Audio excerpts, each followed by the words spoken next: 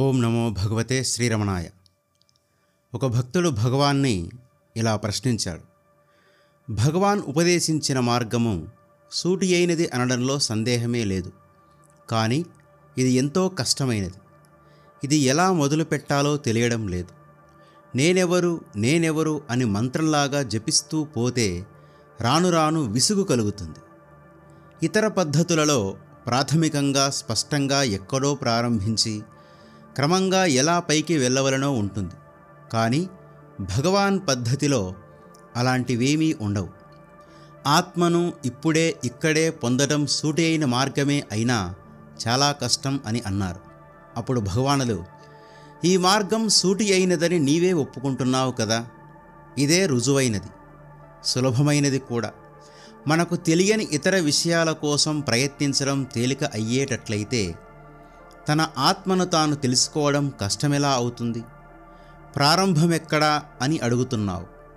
దీనికి ఆది అంతము లేవు. ఆది అంతము కూడా నీవే అయి ఉన్నావు.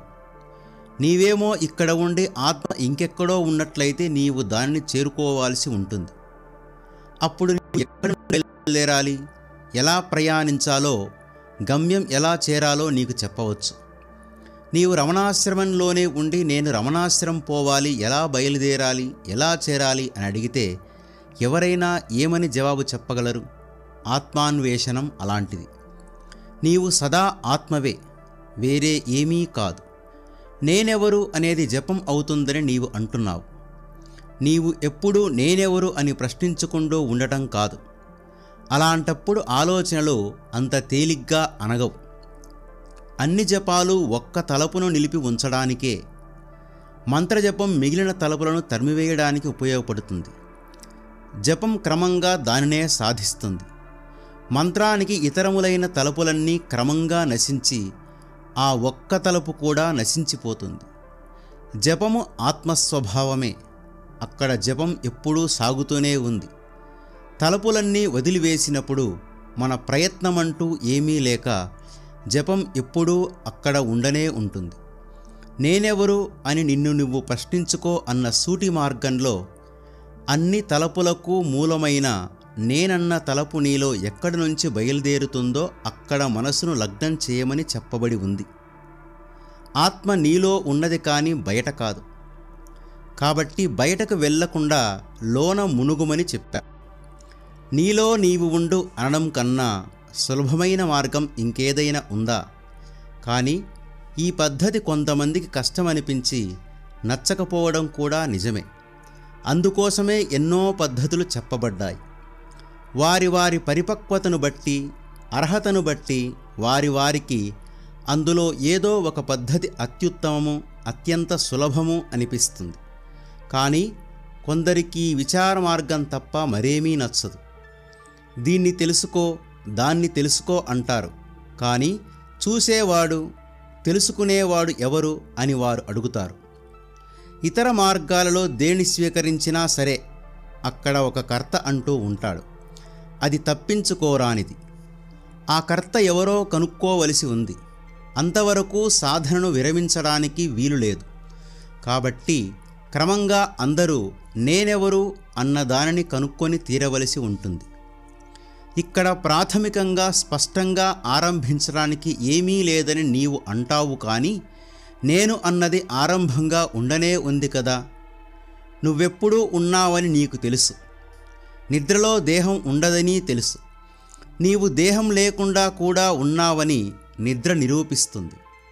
మనం నేనును తనువుగా భావించి ఆత్మకు దేహం ఉన్నదని అనుకొని దేహ పరిమితులన్నీ ఆత్మకు అంటగడతాం. అందుకే మనకు ఇన్ని బాధలు. మనం చేయవలసిందంతా ఒకటే. దేహంతోనూ, నామరూపాలతోనూ, పరిమితులతోనూ మనం తాదాత్మ్యం చెందకుండా ఉండటమే. అప్పుడు మనలను మనం నిత్యమైన ఆత్మగా గుర్తించగలం అని సమాధానమిచ్చారు. అప్పుడు ఆ భక్తుడు మరలా భగవాన్ని ఇలా అడిగాడు.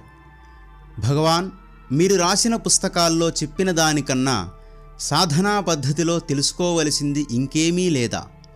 వేరే సాధనలో సద్గురువు శిష్యునికి దీక్ష ఇచ్చేటప్పుడు రహస్య ధ్యాన పద్ధతిని బోధిస్తారని అంటారు కదా, అందుకని ఈ ప్రశ్న అడుగుతున్నాను అన్నాడు.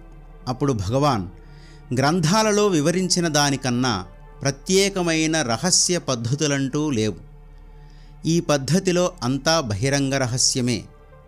అప్పుడు మరలా ఆ భక్తుడు ఆత్మజ్ఞానం పొందిన తరువాత కూడా ఆ వ్యక్తి నిద్ర, ఆకలి, శీతోష్ణాల వంటి శారీరక అవసరాల గురించి శ్రద్ధ వహించవలనంటే ఇంకా ఆత్మజ్ఞానం పొంది లాభమేమి?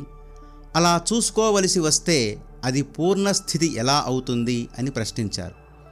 అప్పుడు భగవానులు, ఆత్మజ్ఞానం తర్వాత స్థితి ఏమి అని ఇప్పుడు నీవెందుకు తొందరపడటం? మొదట ఆత్మసిద్ధిని పొందు. ఆ స్థితిని పొందాక తరువాత సంగతి నీవే చూసుకోవచ్చు. అంతదాకా ఎందుకు? ఇప్పుడు నీవు ఆత్మ లేకుండా ఉన్నావా? భోజనము, నిద్ర మొదలైన ఈ సంగతులన్నీ ఆత్మ లేకుండా లేక ఆత్మ కంటే వేరుగా ఉన్నవా అని సమాధానమిచ్చారు.